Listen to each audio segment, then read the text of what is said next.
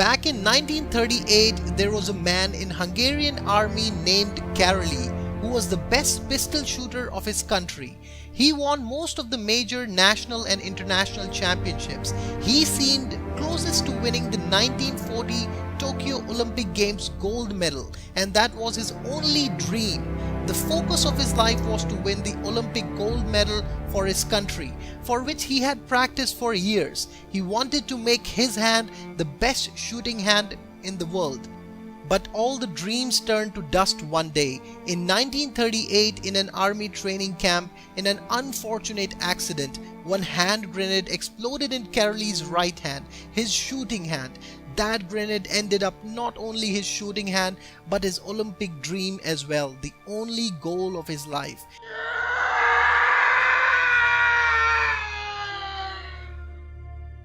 He had two ways. He would have chosen to knee down to life and cry for the rest of his life, or he would have focused back on his dream with a small light of hope.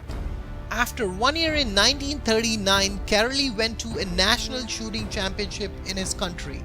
His colleagues were delighted to see him and complimented him on his courage to come up at the championship to cheer for them. But Karoly answered that he's not there to cheer them, but to compete them. He was there to compete them with his only hand. He had practiced for a complete 1 year with his left hand to become the best shooter again, and he won that championship. He focused on what he had, not on what he has lost. But he didn't stop there. His focus was to become the best shooting hand of the world and to win the Olympic gold medal.